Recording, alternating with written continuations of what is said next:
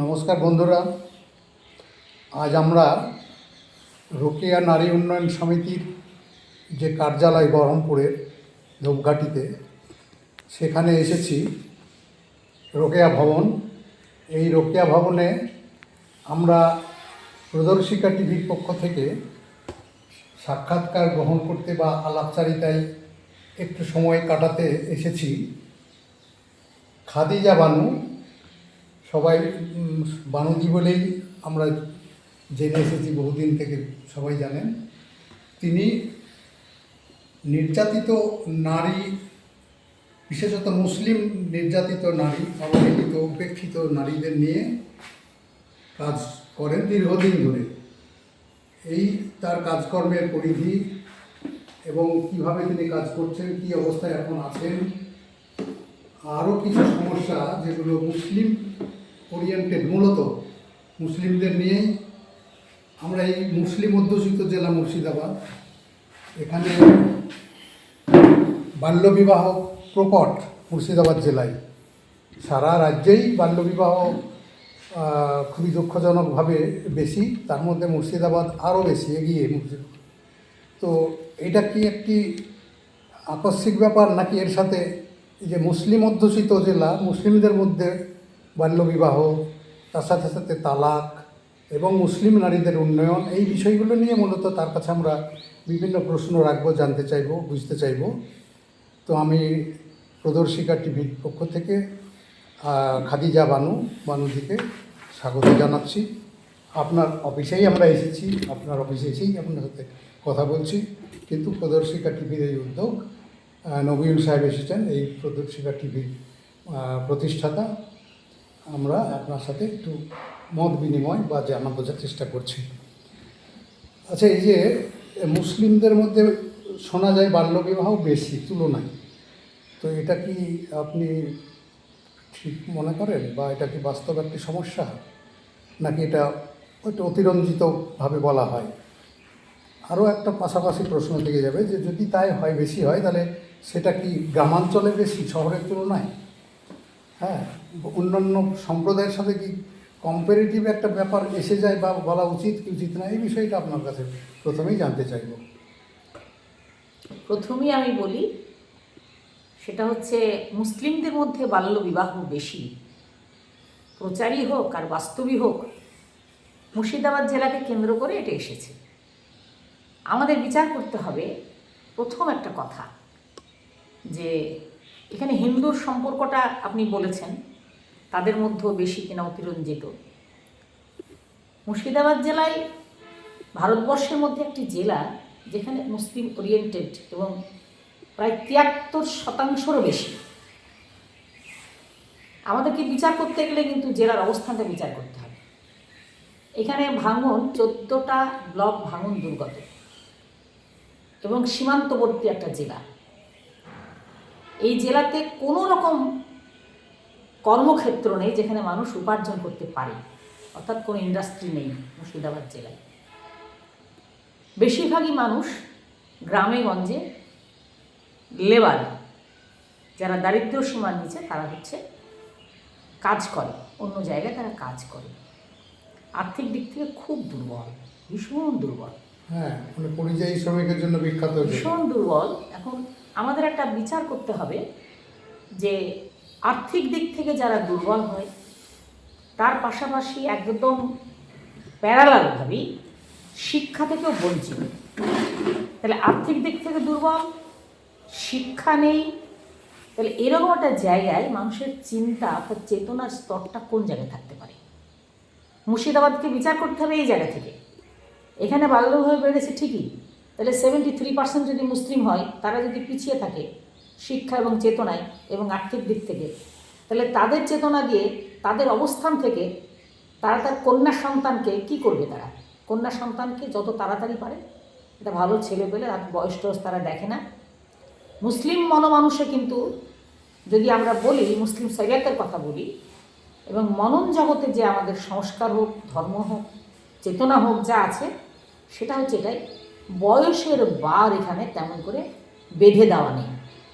যার ফলে একটা আর্থিকভাবে পিছিয়ে তারা ভালো যদি কোনো রকম পায় না, পাত্র, উপার্জনশীল। একটু উপার্জনশীল, তারা কিন্তু বয়সটাকে বাদ থাকে না। তাহলে এটা কাদের ক্ষেত্রে হচ্ছে? পিছিয়ে থাকা শ্রেণী, ঘটনাচক্রে তারা মুসলিম। আমি এই কথাটা বারবার বলছি।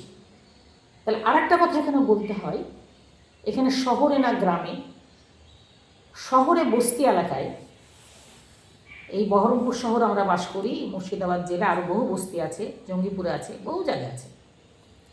বস্তি এলাকায় হিন্দু যারা ওপার বাংলা থেকে এসে আছে, তাদেরও শিক্ষা পিছনের দিকে। কাছেই বড় বড় স্কুলে যায় না ছেলেমেয়েরা, বাড়ির পাশেই স্কুলে যায় না, গেলেও তারা কিন্তু ড্রপ আউট, প্রায় 80% ড্রপ আউট, নারী মানে ছেলে মেয়ে দুটোই। হ্যাঁ, সেখানে আমার স্বচক্ষে আই অ্যাম উইটনেস, মানে আমি একটা বস্তির পাশে থাকি, বড়মুড়ি বস্তি, প্রায় 400 ঘর বস্তি। সেখানে বাল্যবিবাহ 18 বছরের ঊর্ধ্বে বিয়ে আমার জানা নেই, সবই নিচে হয়ে যাচ্ছে, অনেক নিচে শহরে, তাও অনেক শহরের মধ্যে। আচ্ছা, গান্ধী কলোনি, হুম, সুভাষ কলোনি, এগুলো তো বড়মুড়ি বস্তি, হিন্দু সব হিন্দু বেল্ট। এখানে কিন্তু শিক্ষার আঙ্গিনায় তারা যেতে পারে না, আর্থিক দিক থেকে দুর্বল বলেই, চিন্তা চেতনায় পিছিয়ে বলেই তারা কিন্তু পারে না, এবং এইখান থেকেই তারাও বাল্যবিবাহ তাদের ক্ষেত্রেও বেশি হচ্ছে। তাহলে মূল কারণটাই যে অর্থনৈতিক দুর্বলতা, আর্থিক চেতনা। দিকটা মানে আর্থিক দুর্বলতায় তাকে শিক্ষার থেকে পিছিয়ে রাখছে, শিক্ষা থেকে পিছিয়ে থাকার ফলে এই চেতনা একদম এগুলো এসে একদম গেছে। তো আপনি বা আপনারা এই যে রোকেয়া নারী উন্নয়ন সমিতির ছত্রছায়ায় বা সংগঠনটির মাধ্যমে কবে থেকে কাজ শুরু করেছেন, এবং এখন কি অবস্থা? গোটা রাজ্যের ক্ষেত্রে যতদূর জানি অনেকটা আপনাদের বিস্তার লাভ করেছে আপনাদের সংগঠন, তো তার এখন কি অবস্থা একটু যদি বলেন। আমরা শুরু করেছি 2008 সালে। আচ্ছা, আমরা শুরু করেছিলাম যখন ট্রিপল তালাকে মেয়েদেরকে ঘর থেকে বার করে দেওয়া হচ্ছিল। আমরা ঝাঁপিয়ে পড়ি আন্দোলনে, একসঙ্গে 3টে তালাক দিয়ে, এবং আমরা দেখেছি তালাক, স্বামী পরিত্যক্তা, এই সমস্ত অসহায় নারীর সংখ্যা আমরা কাজ করতে গিয়ে মুর্শিদাবাদ জেলাতেই লক্ষাধিক আমরা পেয়েছি। এক একটা অঞ্চলে আমরা পেয়েছি প্রচুর, এক একটা গ্রামে, একটা পার গ্রামে আমরা পেয়েছি 50 থেকে 60টা।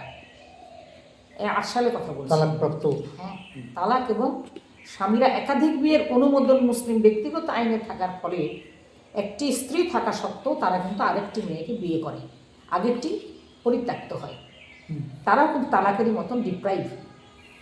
এই সংখ্যাটা আমরা মুর্শিদাবাদ জেলায় দেখেছি কাজ করতে গিয়ে 26টা ব্লকে, এক একটি অঞ্চলে 200, 250, 300 করে পেয়েছি আমরা। নেহাতি কম না এই সংখ্যাটা, এটা আমাদের স্বচক্ষে। সরকারি যদি ভালো করে সার্ভে করা হয় নিশ্চয়ই এটাকে আরও হয়তো বেশি হতো। আমাদের যা সার্ভে করে আমরা দেখতে পেয়েছি, আপনাদের যা অর্গানাইজিং ক্যাপাসিটি তার মধ্যে আমরা করেছি, তা দিয়ে করেছেন সার্ভেটা, প্রায় 60 লক্ষর কাছাকাছি, 1 লক্ষর কাছাকাছি আমরা দেখেছি, শুধু একটি জেলায় আমরা লিখেওছি, বহু কাগজে আমরা লিখেছি। মানে আমরা যে ম্যাগাজিন করি সেখানে আরও অন্যান্য পত্রপত্রিক আমরা এটা। আপনাদের ম্যাগাজিন মানে সৃজনী? আমরা ম্যাগাজিন মানে আমাদের রোকেয়া নারী উন্নয়ন সমিতির মুখপত্র হচ্ছে মুক্তি পত্রিকা। ও আচ্ছা, মুক্তি। হ্যাঁ, আর আমি নিজে বহুজনকে নিয়ে একটা মুর্শিদাবাদ সৃজনী সাহিত্য পত্রিকা আমি করি, বহু বছর ধরে করি, 21 বছর হয়ে গেল, 22 বছর ধরে করি। সেখানে ওই সমস্ত সমস্যাগুলো নিয়ে আমরা আলোচনা করেছি, লেখালেখি করেছি, আর অন্য বহু ম্যাগাজিনে লিখেছি আমরা, বহু ম্যাগাজিনে লিখেছি। ফলে এই সমস্যাটাকে আমরা তুলে ধরি, এবং এই ট্রিপল তালাক যেটা কোনো ধর্মীয় শরীয়তে নেই, অথচ মেয়েরা নির্যাতিত হচ্ছে, এটা বন্ধ করা দরকার বলে আমরা ধারাবাহিকভাবে আন্দোলন করি। মুর্শিদাবাদ জেলা পার করে, পশ্চিমবাংলা পার করে সারা ভারতে আমরা অনলাইনে তৎকালীন মুখ্যমন্ত্রী, এই প্রধানমন্ত্রী এবং তৎকালীন রাষ্ট্রপতি সকলের কাছে কিন্তু আমরা অনলাইনে মাস সিগনেচার করি এবং তালাক বন্ধ করার জন্য। একদম। বেশ, এখানেই প্রাসঙ্গিকভাবে এসে যাচ্ছে গুরুতর একটা প্রশ্ন, যে 2019 সালে Muslim women protection of rights on marriage 2019, এই যে অ্যাক্ট যেটা পাস হয়েছে, সেখানে তো যারা মুখের কথায় 3 তালাক বলে একটা মেয়েকে হঠাৎ করে নিরাশ্রয় করে দিচ্ছে, একেবারে অসহায় হয়ে যাচ্ছে হঠাৎ করে মেয়েটি, মুখে তিনবার তালাক তালাক তালাক বললো, ব্যাস মেয়েটির জীবনের একেবারে বজ্রপাতের মতো ব্যাপার হয়ে গেল। এইটার থেকে মুক্তি দেওয়ার জন্য, মেয়েদের নিরাপত্তা দেওয়ার জন্য নাকি কেন্দ্রীয় সরকার ওই আইনটি প্রণয়ন করেছেন, এবং সেখানে এই 3 তালাক যারা দিচ্ছে তাদের সেই পুরুষটির যে অবিবেচক পুরুষ, তার শাস্তি 3 বছর জেল অন্তত, আর মেয়েটির খোরপোশেরও ব্যবস্থা করা হয়েছে। তো যতদূর জানি আপনারা এতে সন্তুষ্ট নন, কেন সন্তুষ্ট নন? আমরা সন্তুষ্ট একেবারেই নই। এই কারণেই আমরা আন্দোলন করি এবং সারা ভারতবর্ষে বহু আমরা সেমিনার করেছি, অল ইন্ডিয়া সেমিনার হয়েছে। আমরা এই আন্দোলনের ফলেই, শুধু আমরা না, আরও বহু মহিলা সংগঠন মিলে লাস্ট মুম্বাইয়ে করেছি 17 সালে।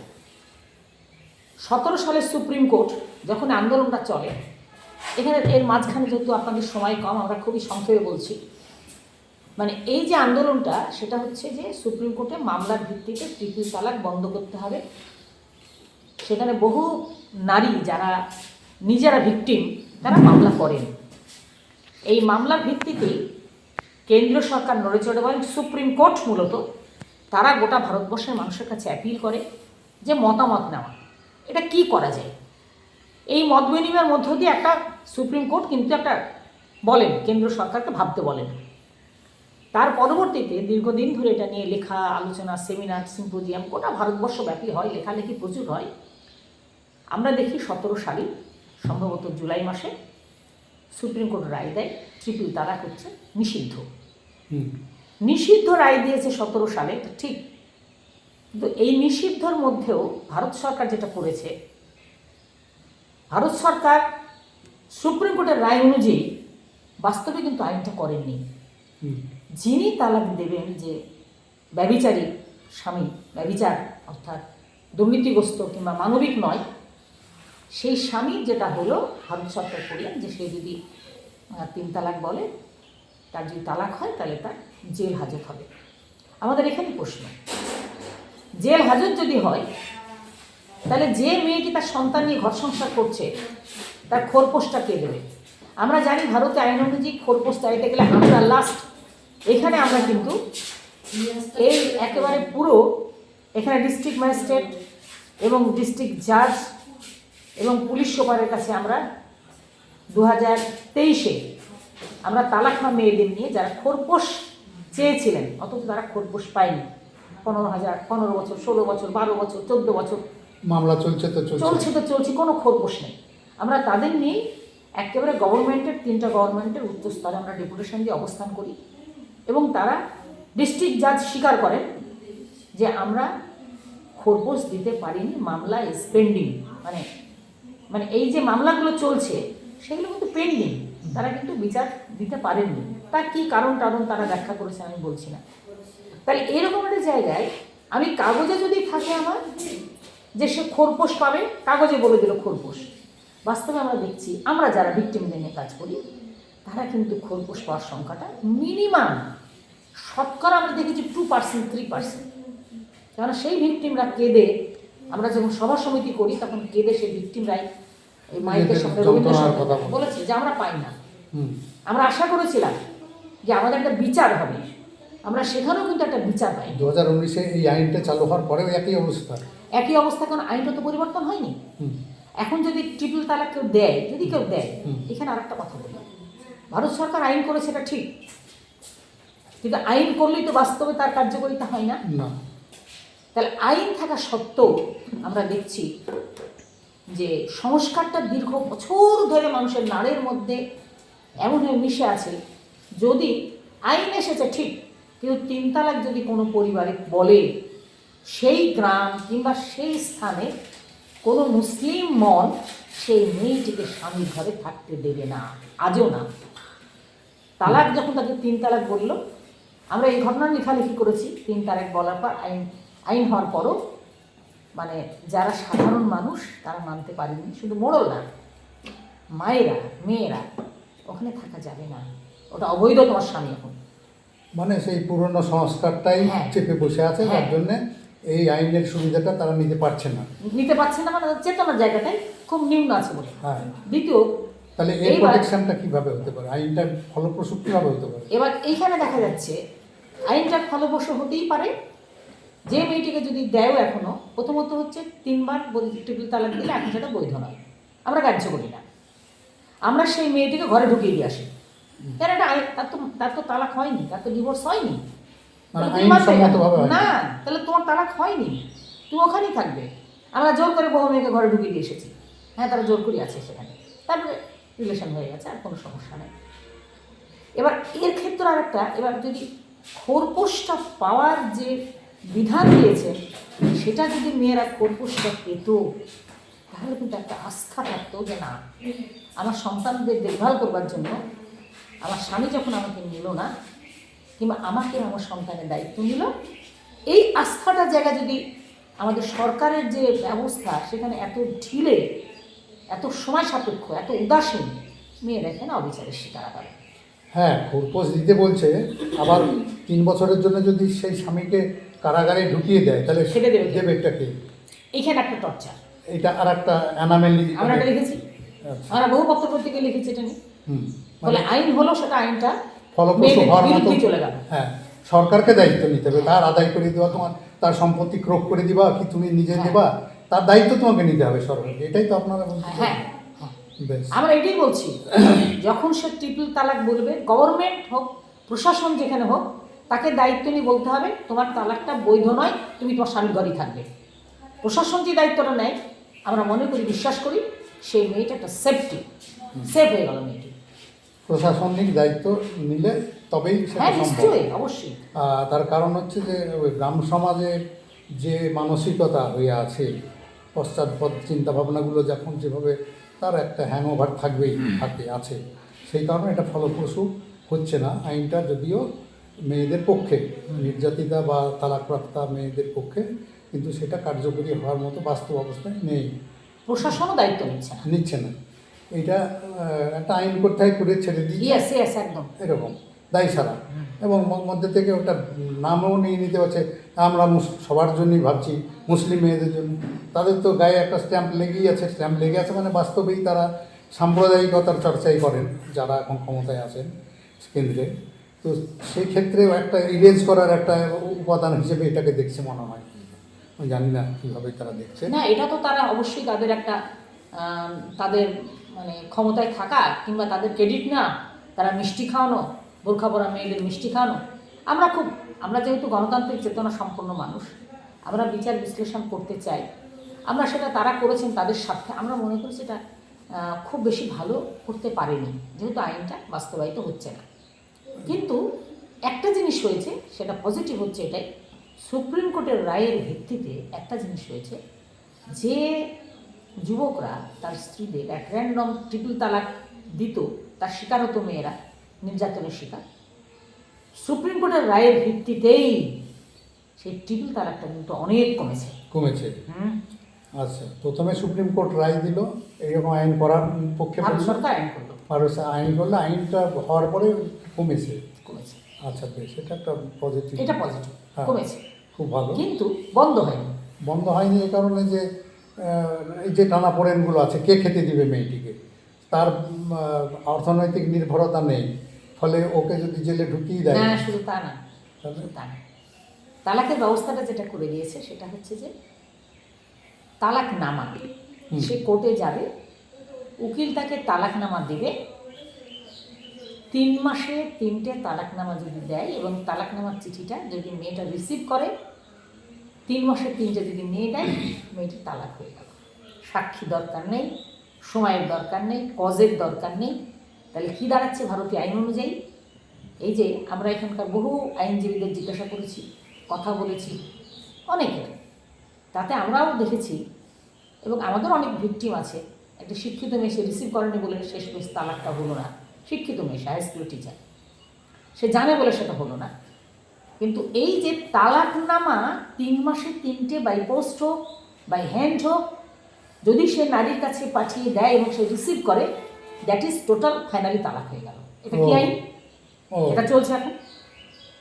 তো 3 মাসে, মানে ওটা একদমে 3বার না বলে 3 মাসে 3বার বলছে। এটা বলছে আমরা শরীয়ত অনুযায়ী করলাম, হুম। শরীয়তের সঙ্গে কোনো মিল নেই। আচ্ছা। এরা বলছে আমরা 3 মাসে 3টে দেওয়ার কথা, আমরা 3 মাসে 3টে তালাকনামা দিয়ে পাঠিয়ে দিলাম। হুম। শরীয়তের সঙ্গে বিন্দুমাত্র মিল নেই। এরা শরীয়তকে অপমান করছে। এরা দেশের মানুষ জানেন না, এবং অসচেতন মানুষ তারা মনে করেন এখন তার একবারে 3টে কথা বলছে না, এখন 3 মাসে 3টে হচ্ছে তালাকনামা দিয়ে, কোটি হচ্ছে তো। এখন তো ভারতের কোর্টের ব্যবস্থাতেই হচ্ছে, বলে গণতান্ত্রিক। আমরা মনে করি না, ডিভোর্স পেতে গেলে যেমন করে অন্যান্য সম্প্রদায়, বিশেষ করে হিন্দু সম্প্রদায় 5, 7, 10 বছর লেগে যায়, ডিভোর্স হয় না। কারণ তার সাক্ষী লাগে, তাকে ধৈর্য রাখতে হয়, তাকে প্রমাণ দিতে হয় তার স্ত্রী যে তার সঙ্গে সংসার করতে পারছে না, এবং তাকে আলাদা থাকতে হয় দীর্ঘ অন্তত বছরখানেক ধরে আলাদা থাকতে হয়, সময় সাপেক্ষর ব্যাপার। ইতিমধ্যে তাদের যেহেতু স্বামী স্ত্রীর সম্পর্কটা আবেগের সম্পর্ক, আবার অনেক ক্ষণিকের জন্য তাদের মান অভিমান হয়ে হয়তো একটা গণ্ডগোল হয়ে যায়, কিন্তু এই সময়ের ফলে দেখা যায় এই ডিভোর্সটা যখন দরকার হয় সময় দিয়ে, বহু ডিভোর্স হওয়ার দরকারই হয় না, তাদের কিন্তু মিল হয়ে আবার যায়। পুনরায় তারা তাহলে ভারতীয় গণতান্ত্রিক পদ্ধতিতে ডিভোর্স যে একটা ব্যবস্থা, যে আইনটা আছে, সেই আইনটা যদি কার্যকরী সবার জন্য হতো, তাহলে কিন্তু ধর্মের নামে যে আজকে বিচ্ছেদের ব্যবস্থা করা আছে এবং মেয়ের এত ডিপ্রাইভ হচ্ছে, বঞ্চনার শিকার হচ্ছে, সেটা হতো না। বেশ, তালাক সম্পর্কে বিস্তারিতই জানা গেল মোটের উপর। ধর্মের নামে এগুলো ঠিক গণতান্ত্রিক চেতনার সাথে মিল খায় না, এরকম দিনগুলো চলছে, আপনার কথা থেকে উঠে এলো। তো একইভাবে যে একটু যেটা দিয়ে আমরা শুরু করেছিলাম, মুসলিম মানে দের মধ্যে যে বাল্যবিবাহ, তো ইসলাম ধর্মে কি বাল্যবিবাহের কোনো অনুমোদন আছে বা সমর্থন করে? মানে শরীয়তে কি বাল্যবিবাহের কোনো সমর্থন শরীয়তের মধ্যেই আছে এরকম? বা ধরুন কোরআন হাদিসে তাতে বিয়ের তো কিছু শর্তর ব্যাপার থাকার কথা, সেই সম্পর্কে যদি একটু বলেন। দেখুন, ইসলাম ধর্মটা হচ্ছে সবচেয়ে লেটেস্ট ধর্ম এবং অনেক গণতান্ত্রিক। কোনো ধর্মে এই নেই আমি আমার স্বামীকে স্ত্রীকে যে কবুল, অর্থাৎ গণতান্ত্রিক একটা পদ্ধতি, আমি ওকে গ্রহণ করলাম কিংবা মানলাম, যেটা কিন্তু সব সম্প্রদায়ের মধ্যে এটা নেই। এই যে মুসলিমদের মধ্যে নারী পুরুষ নারীকে যে কবুল করে যে আমি তাকে গ্রহণ করছি, এই যে গণতন্ত্রের একটা ব্যবস্থা করা আছে। হ্যাঁ, দুজন সাক্ষী যায়, মেয়ের মত নেয়, সেটা করা আছে। কিন্তু বিবাহের টাইম আমাদের একটা বিচার করতে হবে, শরীয়তটা যখন হয়েছে তা আজকাল হয়নি, বহু বছর আগে। হ্যাঁ, ওই যখন এরোপ্লেন ওঠেনি, 7ম শতাব্দী, যখন আমাদের হাতে অ্যান্ড্রয়েড নেই, যখন কম্পিউটার নেই, যখন এরকম টিভির চ্যানেল নেই, মানুষের চিন্তা চেতনা কোন যুগে ছিল? বিদ্যাসাগরকে 200 বছর আগে বিধবা বিবাহ প্রচলন করতে হচ্ছে, বাল্যবিবাহ রোধ করতে হচ্ছে। কত বছর আগে? এত বছর পরেও কিন্তু চলছে বাল্যবিবাহ। এটা কতখানি যন্ত্রণা আমাদের, কত বেদনা। তাহলে শরীয়তে আইন এটা হজরত মোহাম্মদ নিজে করেছেন? না, করেননি। শরীয়ত নিশ্চিত ওনার হাতের নয়, পরবর্তী। তাহলে অনেক পরে যারা করলেন সেটা আজকের কথা নয়, সে তো 1000 বছর আগেকার কথা। দাসপ্রথার যুগ। হ্যাঁ, তাহলে সেই যুগে দাঁড়িয়ে সেই যুগের অবস্থান, তাদের চিন্তা চেতনা বিজ্ঞান সবটাই যে জায়গায় ছিল, সেখানে অনেক অ্যাডভান্স ধর্মের যে অনেক নিয়ম নীতি মুসলিমদের আছে, বিয়ের বয়স সেখানে নির্ধারিত করে দেওয়া তাদের পক্ষে প্রথমত কোথাও লেখা নেই। আর সেই যুগে যদি নাই থাকে তাহলে আমরা বলবো যে খুব খারাপ করেছে শরীয়ত। আমার অন্তত বুদ্ধিতে এটা আসছে না কোন যুগে দাঁড়িয়ে তারা করছে, এটাকে আমাদের ভাবতে হবে। আজকের যুগে দাঁড়িয়ে আমরা বাল্যবিবাহের বিরুদ্ধে লড়াই করছি, কেন লড়তে হচ্ছে আমাদেরকে? সেই যুগে দাঁড়িয়ে তারা এই চেতনাটা তাদের আনতে পেরেছেন কিনা সেটা আমাদের কোনো বিচার্য বিষয় নয়। ফলে শরীয়তে ওই রকম 18, 21 না, কোনো লিপিবদ্ধ কোথাও নেই। তাহলে কি এখন আইনের দ্বারা এটাকে নিয়ন্ত্রণ করা সম্ভব বলে মনে করেন বা করা উচিত বলে মনে করেন? শুধু আইন দিয়ে তো কিছু হয় না। তাহলে এটাকে একটা দেশের সম্পূর্ণভাবে আইন দিয়ে কিছু হয় না। চাই সেই সমাজের বাস্তব সাধারণ মানুষের মধ্যে শিক্ষাটা হচ্ছে 1 নম্বর, 2 নম্বর, প্রধান নম্বর। সমস্ত মানুষের মধ্যে শিক্ষার ভিত্তিতে চেতনা আনা এবং তার আর্থিক নিশ্চয়তা, এইগুলোকে বাদ দিয়ে একটা দেশের কোনো ডেভেলপমেন্ট হবে না, হতে পারে না। তাহলে এইটা যদি এসে যায় তখন কিন্তু মানুষ তার চিন্তা চেতনার মধ্য দিয়েই সে কী করবে, তার চিন্তা চেতনার মধ্য দিয়ে মানুষ বুঝতে পারবে যে এইটা বৈজ্ঞানিকগতভাবে একটা কিশোরীর যদি বিয়ে দেওয়া হয়, একটা কিশোরের সঙ্গে যদি বিয়ে দেওয়া হয়, সেটা তার বিজ্ঞানগতভাবে ক্ষতিকারক। সন্তান উৎপাদনের ক্ষেত্রে তার শারীরিক গঠন তৈরি হওয়ার আগে যদি সন্তান উৎপাদন করে তার শারীরিক কিন্তু বিনাশ ঘটবে। বিদ্যাসাগর আজকের কথা না, 200 বছর আগে। একই সাথে মায়ের এবং শিশুরও মা শিশু সকলেরই অবশ্যই। তাহলে শিশুদের এরা যখন কৈশোরে যাচ্ছে তখন বিয়েটা হচ্ছে, যৌবন আসার আগে। এই যে বোধটা, এই বোধটা আসবে কখন? যখন মানুষ আস্তে আস্তে তার শিক্ষা চেতনায় কর্মজগতে সে একটা বড় জায়গায় চলে যাবে, তখন তো সে বুঝবে যে না, এটা তো হতেই পারে না, হওয়া উচিতই না। তাহলে এইটা যদি আমাদের সমাজের ক্ষেত্রে সেই চেতনা এবং শিক্ষাটা না থাকে, তাহলে মানুষের এই দুরবস্থাটুকু থাকবে। আইন দিয়ে জোর করে সবটা করা যায় না। আবার যদি আইন করে, যে আইনটা এখানে আছে জেনারেলি তো আছে একটা আইন যে 18-21, এটাও তো আমার মনে হয় বৈষম্যমূলক হচ্ছে। নারীদেরকে আমরা বলছি সমানে দেখতে চাইছি, আবার মেয়েদের ক্ষেত্রে একটু ছাড় দিয়ে 18 করছি, ছেলেদের ক্ষেত্রে 21, এটাও কি ঠিক? মানে এটা বিজ্ঞানসম্মতভাবে যে খুব ভুল আমি সেটা আমি নিজে মনে করি না, কেননা ছেলেদের সঙ্গে মেয়েদের বয়সের ডিফারেন্স খানিকটা থাকে। এই কারণেই যে মেয়েদের মানে আমাদের আমাদের সমাজের যা নিয়ম কানুন, শারীরিক পরিশ্রম ছেলেরা বাইরে থাকে, তো মেয়েদের ঘরে সকাল থেকে রাত্র অবধি বিরামহীন একটা পরিশ্রম করতে হয়, ক্যালসিয়াম আয়রন সব ধ্বংস হয়। মেয়েরা খুব তাড়াতাড়ি যৌবনটাকে নষ্ট করে ফেলে, মানে শারীরিক পরিশ্রমের কারণে নষ্ট হয়ে যায়। ফলে সেইটা ওটা ধরুন যে একেবারেই বেঠিক কিংবা খুব ঠিক, আমি সেই বিচারে কিংবা কোনো তর্কে আমি যেতে চাইছি না। কিন্তু আইন একটা যে এসেছে এটা ভালো, গুড, আমি মনে করি এটা ভালো, আইন একটা থাকা উচিত। আইনকে বাস্তবায়িত করতে গেলে একটা দেশের গভর্নমেন্ট, তারই গুরুত্বপূর্ণ কাজ হচ্ছে প্রত্যেকটি মানুষকে শিক্ষা এবং চেতনা, আর্থিক দিক থেকে নিশ্চয়তা করো। এটাকে যারা করবে না, এই দিয়ে লক্ষ্মী ভাণ্ডার দিয়ে যারা মনে করবে যে আমি তাদের চেতনা দিয়েছি, আমি ব্যক্তিগতভাবে বলছি, আমি খাদিজা বানু ব্যক্তিগতভাবে বলছি, এদের একটা নারীদের কোনো উন্নয়ন হতে পারে না। এখন যে মুসলিম ম্যারেজ রেজিস্ট্রেশন বা রেজিস্টার যারা আছে, রেজিস্ট্রেশন যেখানে হয়, তাদের যে ফর্ম আছে কাবিলনামা, সেখানে আমি কোনো বয়সের কলাম দেখিনি। এখন নতুন নেই তো, নেই। তার মানে তাদের বয়স কত হয়েছে ওটা নিয়ে কারণ মাথা ব্যথা নয়। এইটা যদি সরকার ইমপ্লিমেন্ট করতে চায় আইনের মধ্যে দিয়ে, তাহলে তো পার্সোনাল ল, অর্থাৎ শরীয়তি আইনের মুসলিম পার্সোনাল ল যেটা, তার সাথে একটা কনফ্লিক্ট হবে। সেইটাকে কী করে ওভারকাম করা যাবে? এটাই তো আমাদের ক্ষেত্রে হচ্ছে যে এটাই বড় প্রশ্ন। বড় প্রশ্ন কেন? আমাদের দেশে হিন্দু, মুসলিম, খ্রিস্টান সমস্ত ধর্ম, ভারতীয় যে আইন, কি আইন, মানে এই যে ক্রাইম ল, একটা মানুষ চুরি করেছে, খুন করেছে, ডাকাতি করেছে, তাহলে কি হয়? ভারতীয় আইন দ্বারা তার জাজমেন্ট হয়, বিচার হয়। আইন সবার ক্ষেত্রে এক, সবার ক্ষেত্রে এক হলো। ফৌজদারি। তাহলে এইটা যদি ভারতীয় সমস্ত মানুষের ক্ষেত্রে এই আইনটা এক হয়, দেওয়ানির মুসলিমদের ক্ষেত্রে সুদ খাওয়া, সুদ নেওয়াটা হারাম, অথচ আমরা দেখছি ব্যাংকে গিয়ে মৌলবীরাও গাড়ি নিয়েও গিয়ে নিচ্ছে। ব্যতিক্রম নেয় না, খুব কম সংখ্যা, সেটা একেবারেই নগণ্য, খুব কম। তাহলে তারাও নিচ্ছেন। তাহলে ভারতীয় আইন সবটাই আমরা মানব, আর আমরা দেখব ওই তালাক, সেই প্রশ্নে শরীয়ত ল, একাধিক বিয়ের অনুমোদন। একটা সভ্য দেশে চলতে পারে একাধিক বিয়ে, 4টে করে বিয়ে করতে পারবে মুসলিমরা? হয়? শুধু তাই না, না করতে হবে তো বলেনি, করতে পারে বলেছে। পারে, এটা থাকবে কেন? আমি একটা গণতান্ত্রিক চেতনার প্রশ্ন, একটা মানুষ বলছি, আমি এটা থাকতে পারে না, একসঙ্গে 4টে করে বিয়ে থাকতে পারে না। শরীয়তের ব্যাখ্যাটা কিন্তু আছে অন্যরকম। সেটা তো এখন শরীয়তে কিন্তু 4টে করে বিয়ের সম্পর্কে অন্য ব্যাখ্যা আছে। না, এখন তো বাস্তব ক্ষেত্রে অনেক কমে গেছে। আগে যেটা আমরা এটা বেড়েছে, তালাক কমেছে, একাধিক বিয়ে বেড়েছে প্রচুর। আমরা কাজ করতে গিয়ে একাধিক বিয়েটা পাচ্ছি বেশি, তাই নাকি? হ্যাঁ, তালাক কমেছে, ট্রিপল তালাক কমেছে, তালাক কমেছে, ট্রিপল তালাক কমেছে। কিন্তু স্বামীরা স্ত্রী থাকতেই আবার তারা বিয়ে করছে একাধিক থেকে পেলে, আবার এইটা প্রচুর সংখ্যায়, তাই এইটা প্রচুর। এবং সেটা কতটা আমি, তাহলে তো ওই যে ট্রিপল তালাক কমার যে সুবিধা, সেটাকে তো আবার পসপন করে দিচ্ছে পুরো। ছেলেরা এই সুযোগটা যেহেতু আছে, তারা এটা নিয়ে নিচ্ছে, কিংবা তারা চরিত্রের দিক থেকে নৈতিক মান তাদের ঠিক নাই বলে তারা করছে।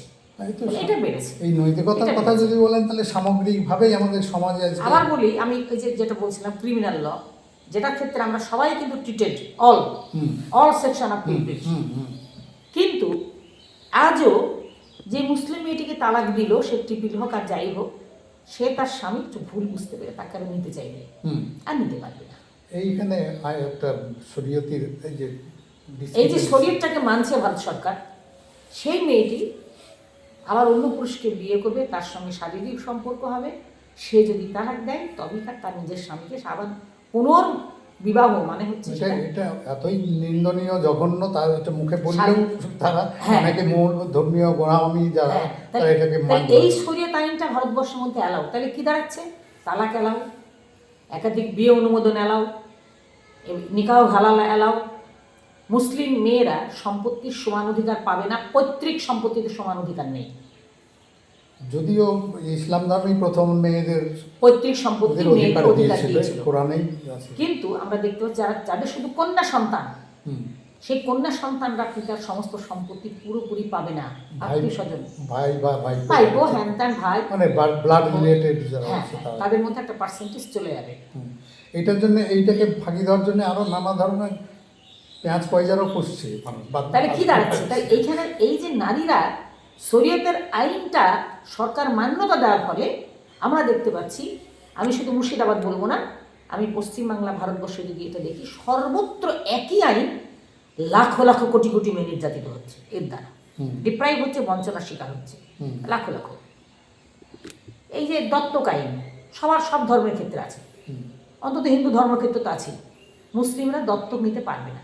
একদম নিঃসন্তান, হয়তো শিক্ষিত কোনো পুরুষ নারী তাদের নিঃসন্তান, তারা অ্যাডাপ্ট করবে, কোনো নেবে পারবে না, মানে কি তার সম্পত্তি সেই কন্যা সন্তান রাইট টু প্রপার্টি হবে না, যেটা অন্য সম্প্রদায় আছে, সে পাবে না। এখানে সে সরকারের কাছ থেকে বাচ্চাটাকে নিল, প্রতিপালন করলো, নিজের সন্তান বলে বড় করলো, কিন্তু তার সম্পত্তির অধিকার পাবে না, দেয়নি। এখন আইন হয়।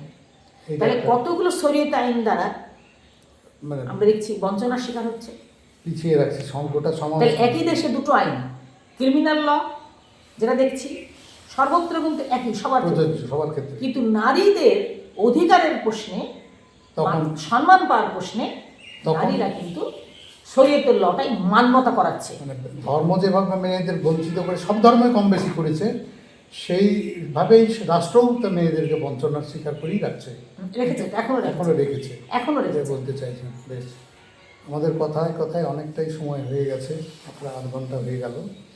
আমি আর আলোচনা বাড়াতে চাইছি না।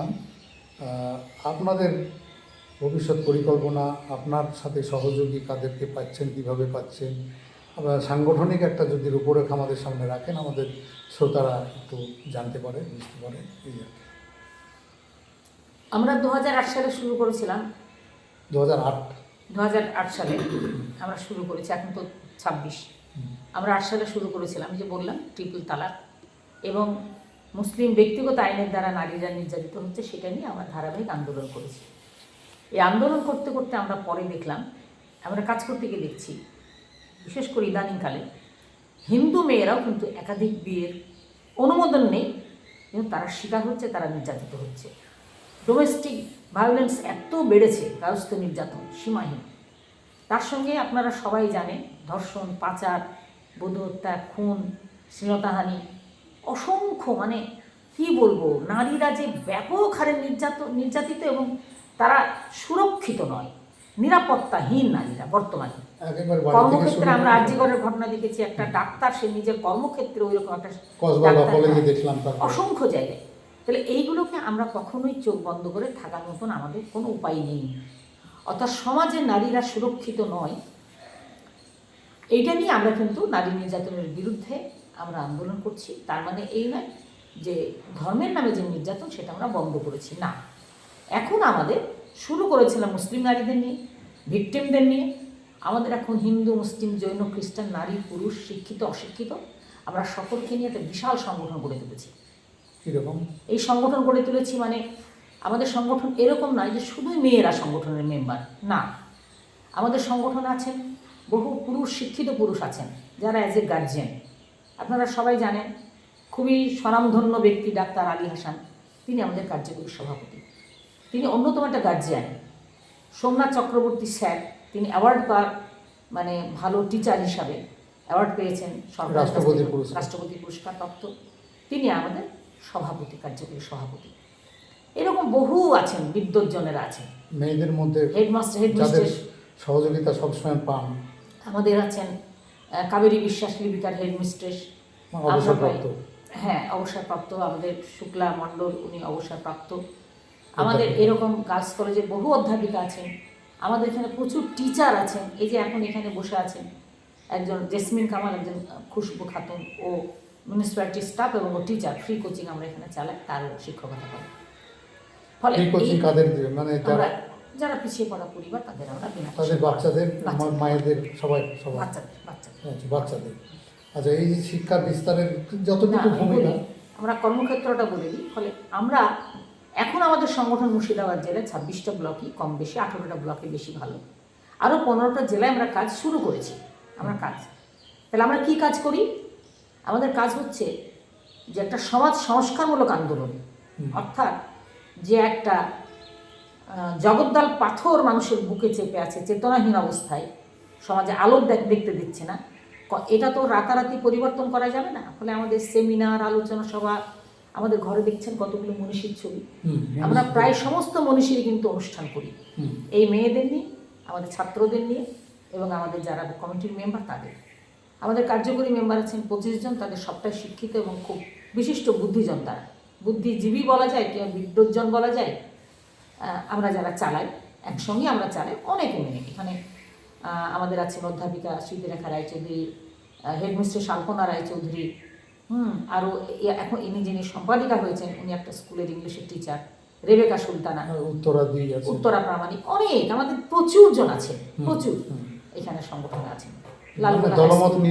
Lalgola high school ex teacher, লালগোলার সব প্রচুর আমাদের টিচার, হ্যাঁ ডাক্তার আছেন, টিচার আছে, হ্যাঁ আইনজীবী আছে। আপনারা তো এই যেমন শিক্ষার দিকটাও দেখছেন সব, তার সাথে আমি যতদূর জানি হাতে কলমে সেলাই শেখা, এগুলো বলছি। আমাদের যেটা হয় সেটা হচ্ছে যে আমরা অ্যাওয়ারনেসটা বললাম, আমরা এখন এই রাজ্য সম্মেলন সামনে একটা বলছি একটু পরে, তার জন্য আমরা বন্ধ রেখেছি। আমরা ওয়ার্কশপ করছি মেয়েদেরকে এম্পাওয়ার করবার জন্য, সবটাই ফ্রি অফ কস্টে আমরা ওয়ার্কশপ করি। প্রতি মাসেই চেষ্টা করছি, এখন 2 মাসে একটু গ্যাপ আছে, আবার আমরা করব। আমাদের পাশে একটা করেছি লাইব্রেরি, রোকেয়া লাইব্রেরি পাঠাগার, সেখানে আমাদের প্রতি মাসে পড়াশোনা করা, সেটা আমরা আবার শুরু করব ফেব্রুয়ারি মাস থেকে। আমরা ফেব্রুয়ারি লাস্ট উইক থেকে এটা শুরু করব।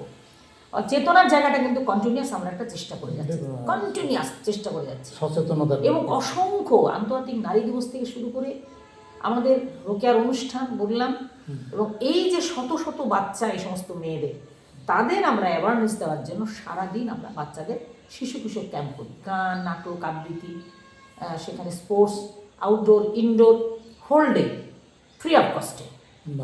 এবং এখানে আমরা মেয়েদের সেলাই শেখাই, সেলাই, পুঁথি ইত্যাদি ইত্যাদি। আমাদের গ্রামে আর অনেকগুলো স্কুল আছে, সেখানে তারা এম্পাওয়ার, অনেকেই তারা বিভিন্ন ব্লকে, সেখানে মেয়েরা এই সেলাইয়ের কাটিং, উলটা এখন আপাতত বন্ধ আছে। এখান থেকে অনেক মেয়ে কিন্তু এম্পাওয়ার, মানে আর্থিক স্বনির্ভরতা, শতাধিক মেয়ে আমাদের কিন্তু উপার্জন করে এখান থেকে। এটা ফ্রি অফ কস্টে। আমরা আইনি পরিষেবা দিই, মিঠু সমাজদার আইনজীবী আমাদের জজকোট বহরমপুরে। আইনি পরিষেবাটা আমাদের একটু আমাদের বন্ধ আছে, মানে কাজের চাপে আমরা একটু বন্ধ রেখেছি। আমাদের সেটা কিন্তু ওটাও চলে ফ্রি অফ কস্টে। আর একটা করি আমরা, যেটা আমাদের এখন এসে যাচ্ছে, মানে আমাদের খুব চাপ, এখন ভীষণ চাপ, এটা সেটা হচ্ছে গার্হস্থ্য নির্যাতন। সেটা শুধু গরিব না, হাই স্কুলের টিচার, উকিল, পিপি, হাজব্যান্ড ওয়াইফের রিলেশন একদম ডিভোর্সের জায়গায় চলে গেছে, তারা আমাদের দ্বারস্থ হচ্ছে। অসংখ্য পরিবারকে আমরা জোড়া দিয়ে সংসার করিয়েছি। আমরা এটা রয়েছে, এখন যেটা ঠিক করেছি, এখনো 5টা আমাদের কেস পড়ে আছে পেন্ডিং। আমরা বলেছি ফেব্রুয়ারি 15 আগে কিছু ধরতে পারবো না। তাদের ওই ডিভোর্স হওয়ার মুখে তারা পারছে না সংসার করতে, মারধর ইত্যাদি গার্হস্থ্য নির্যাতন যা হয়, আমরা সেইগুলো তাদেরকে এখানে আমরা, মানে আমরা যেটা করি সেটা অন্য জায়গায় করতাম, এখন আমরা এখানে ডেকে, উভয়কে ডেকে নিয়ে আমরা চেষ্টা করবো তাদের সংসারটা যাতে ভেঙে না গিয়ে আমরা একদম মিলন ঘটিয়ে দিতে পারি। এখানে আমাদের এমনও হয়েছে, স্ত্রী বিয়ে করে চলে গেছে, এবার তার একটা সন্তান, কন্যা সন্তানকে নিয়ে চলে গেছে, স্বামী সে কেঁদে কেঁদে মারাচ্ছে ইসলামপুরে, পাগলের মতো কাঁদছে। সন্তান পাওয়ার জন্য সে জজ কোর্টে মামলা করেছে, মামলা করে নিজের মেয়ের সঙ্গে কথা বলতে দিচ্ছেন। কেসটা এলো আমাদের কাছে, আমরা বললাম আপনাকে মামলা করতে হবে না, আপনাকে যেতেও হবে না, আপনার মেয়ের সঙ্গে আমি সম্পর্ক করে দিচ্ছি। কয়েকটা সিটিং করলাম, সিটিং করার পর এবার যে মেয়েটি বিয়ে হয়ে চলে গেছে তার স্ত্রী, তাকে ফোন করলাম। এবার এই মানে এনার সঙ্গে ফোন এবং তার সঙ্গে ফোন, একটা জিনিস জানেন তো, আইন দিয়ে সবসময় সবটা হয় না, না, নেগোসিয়েশন সবটাই নেগোসিয়েশন এবং একটা মানুষের মধ্যে চেতনাটা হচ্ছে খুব গুরুত্বপূর্ণ, আমরা এটা মনে করি। এবং যে মেয়েটি আইনের দ্বারা তার সন্তানের সঙ্গে কথাই বলতে পারছিল না, কন্যা সন্তানের সঙ্গে, সে হাউ হাউ করে কাঁদে, একটাই সন্তান নিয়ে চলে গেছে, বাবা সে সন্তান প্রিয় ছিল, ক্লাস 4-এ পড়ে বাচ্চা মেয়েটি, এখন তাকে এই সমস্ত জিনিসপত্র দেয়, বাবার সঙ্গে যোগসূত্র হয়েছে। তাহলে আমাদের কী দাঁড়াচ্ছে, মানে আমাদের কাজ করতে গিয়ে ভ্যারাইটিস টাইপের কেস আমাদের কাছে আসে এবং এখন আমাদের এটা খুব চাপ। এই যে গার্হস্থ্য নির্যাতনটা আমাদের প্রচুর চাপ, মানে মালদা, হুগলি, কুচবিহার রাজ্যের বিভিন্ন জায়গা থেকে আসে, মুর্শিদাবাদ তো বলাই না, বিভিন্ন কলেজের প্রফেসররা কেসগুলো আমাদের দেন, আমরা আগে পারতাম না সবটা নিতে। মন্ত্রী আমাদেরকে দিয়েছেন কেস, জানেন, আমি নাম বলছি না, এক্স মিনিস্টার, সে আমাকে বলেছে এটা দেখতেই হবে। এখন আমাদের তো অত ম্যান পাওয়ার, মানে আমাদের যারা আছেন মহিলা এজেড, হয়তো সবটা পারবো না বলে আমরা বলেছি দেখবো, তবে কিছুদিন পর নিশ্চয়ই দেখবো আমরা। ফলে যাদের কাছ থেকে আবেদনটা আসছে আমরা নাকচ করে দিতে পারছি না, তারা একটা বিশ্বাস করছেন এটাই যে থানা পুলিশ না করে, আমি থানার দিকে যেতে দিই না কাউকে, খুব কম, আইন কম, কোর্ট কাচারি মামলা না, চেতনা, নেগোসিয়েশন, আমাদের ভালোবাসা, তাদেরকে বোঝানো, মানুষের অভিমান হতে পারে, মারধর হতে পারে, রাগ হতে পারে, কিন্তু সেখানে একটা আলাপ আলোচনার মধ্যে দিয়ে যদি সমাধানটা হয়, তাহলে অত বড় কাজে যাওয়ার কি দরকার, না হলে তো আছেই। কিন্তু সেটা অব্যবস্থার জন্য আমরা বলি, এতটা অব্যবস্থা যে গরিব মানুষ যদি হও, তোমার টাকা শেষ হয়ে যাবে, বিচার পাবে না, হচ্ছে না, আমি দেখি বিচার পাবে না। থানা, তুই মন্ত্রীর লোক হও, চেনে যাও, থানায় বিচার পাবে। হ্যাঁ, বিচার মন্ত্রীর কাজ, আমরা কিন্তু থানা থেকে বিচার পেয়েছি। যেমন মিসিং গার্ল আমরা উদ্ধার করেছি, মিসিং গার্ল উদ্ধার 7 দিনে উদ্ধার করে দিয়েছি, একদম দিল্লি থেকে নিয়ে চলে এসছে 7 দিনে। আমরা কি করেছি, আমাদের একটা ফোর্স গিয়ে আমরা প্রশাসনের কাছে চাপ দিয়েছি, পুলিশ প্রশাসনের কাছে চাপ দিয়েছি, পুলিশ সক্রিয় হলে বা প্রশাসন চাইলে অনেক, ফলে আমাদের এই অ্যাপিলটা তারা ফেলতে পারেনি, তারা পারেন কাজ করতে কিন্তু করেন না, করেন না। তাদেরকে সচেতন আমরা করা, সেই ক্ষেত্রে তখন প্রশাসনের দ্বারস্থ হই, সেটা আমাদের একদম খুবই ডিটারমাইন্ড, আমরা সেটা আপনাকে করতেই হবে, আমরা বলি এটা আপনাকে করতেই হবে, এটা আপনার ডিউটি, এবং আমরা এটা না করলে যাব না। আমরা মিসিং গার্ল উদ্ধার করেছি।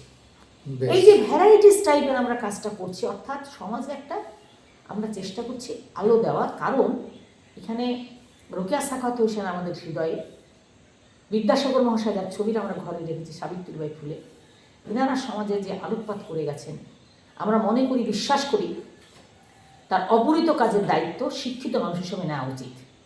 এবং আমি এই মুর্শিদাবাদ জেলা 10টা কলেজে বিভিন্ন সেমিনারে বক্তি, 10টা আরও বেশি, মালদা, কলকাতা, বিভিন্ন সেমিনারে গিয়ে, এবং কলেজ টিচার, স্কুল টিচারদের কাছে আমি অকপটে বলার সাহস রাখতে পারি, শিক্ষা মানে বাড়ি গাড়ি নয়, বিদেশ ভ্রমণ নয়, শিক্ষা মানে যারা পিছনে আছে তাদের টেনে সামনে আনা, বিদ্যাসাগরের আদর্শ। রোকেয়া লেখাপড়াও শেখেননি, কিন্তু টেনে তুলছেন রোকেয়া। তাহলে এই শিক্ষাটা বুকে বহন করি বলেই আমরা এটা সংগঠনের মধ্যে বাস্তবায়িত করার চেষ্টা করছি, যতটা পারছি আমরা চেষ্টা করছি। হ্যাঁ, লিমিটেশন তো থাকবেই, আমাদের সেই ক্ষমতা তো নেই। আমরা আরেকটা কথা বলি, আমরা কিন্তু কারোর ফান্ডিংয়ে চলি না, মাসে তো আমাদের প্রচুর টাকা খরচ হয়, আমরা কারোর ফান্ডিংয়ে চলি না। আমাদেরকে ফান্ড দিতে চেয়েছে অনেকে, আমরা নিই।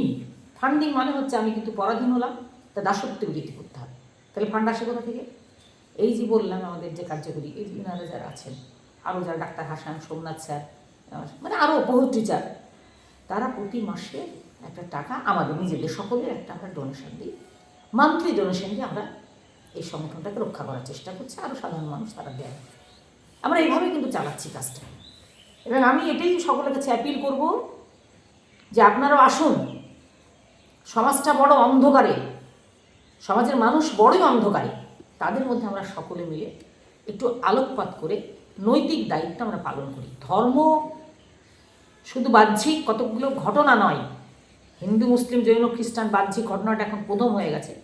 ধর্ম এসেই ছিল মানবিকতা, মানবিকতাকে বাদ দিয়ে কোনো ধর্ম হতে পারে না। ঠিক, এই মানবিকতার আজকে বড়ই ক্রাইসিস। সমাজে আবার আসুক, আমরা সবাই চেষ্টা করি, এটা রোকেয়া সংগঠনের পক্ষ থেকে আমরা করে যাচ্ছি। বেশ, আপনার কাছ থেকে আমরা অনেক বিষয় জানলাম। আরেকটা বিষয় আমার যদি শেষ হয় একটু বলে দিই। হ্যাঁ, আমরা এটা করতে করতে এখন যেহেতু আরও অন্যান্য জেলাতে কাজ শুরু করতে পেরেছি, চেষ্টা করছি করার। এটা একটা আন্দোলন, নারী অধিকার আন্দোলন। এই সংগঠনটা নারীদের জন্যই অধিকার আন্দোলন। হুম, এই অধিকার আন্দোলনকে সুপ্রতিষ্ঠিত করতে গেলে শুধু মুর্শিদাবাদ জেলা দিয়ে তো হবে না। না, এরকম নির্যাতন সব জেলাতেই আছে, ভারতবর্ষে আছে। আমরা এই আন্দোলনটাকে রাজ্যব্যাপী একটা শক্তিশালী করতে আগামী 13-14 ফেব্রুয়ারি আমরা রাজ্য সম্মেলন করছি। 13 তারিখ বেলা 11টায় রবীন্দ্র সদনে আমাদের এখানে প্রকাশ্য অধিবেশন, মানে উদ্বোধনী সমাবেশ। সেখানে রোকেয়া চর্চা, অর্থাৎ রোকেয়া সাখাওয়াত চর্চার আজকের দিনও প্রাসঙ্গিকতা, এটা নিয়ে আলোচনা করবেন বহু বিদ্বজ্জনেরা। যেমন রোকেয়া সাখাওয়াত মেমোরিয়াল স্কুলের যিনি প্রতিষ্ঠা করেছেন রোকেয়া সাখাওয়াত নিজের, সেই স্কুলের প্রিন্সিপাল আসছেন, যিনি দীর্ঘ বছর স্কুলটাকে পরিচালনা করেছেন। হ্যাঁ, রোকেয়ার হাতে গড়া স্কুল আসছেন। এখানে আফরোজা খাতুন রোকেয়া গবেষণা করেছেন। গার্লস কলেজের প্রিন্সিপাল অধ্যক্ষা হেনা সিনহা, তিনিও রোকেয়া নিয়ে গবেষণা করেছেন। অধ্যাপক আবুল হাসনাত, তারও রোকেয়া নিয়ে গবেষণা আছে। ডাক্তার আলী হাসান থাকছেন। সৌরভ মুখার্জি, তিনি রোকেয়া নিয়ে গবেষণা করেছেন, প্রাবন্ধিক, সমাজকর্মী। এবং সোমনাথ চক্রবর্তী স্যার। এই যে একটা আলোচনা, সেখানে কিছু সঙ্গীত, কিছু আবৃত্তির টিম থাকবে, তারা করবেন, অনুষ্ঠান করবেন। আমরা এর মধ্যে একটা আলোকপাত দিতে চাই। রোকেয়া মানে একটা আলো, এই সমাজের মধ্যে আমরা আলো দিতে চাই।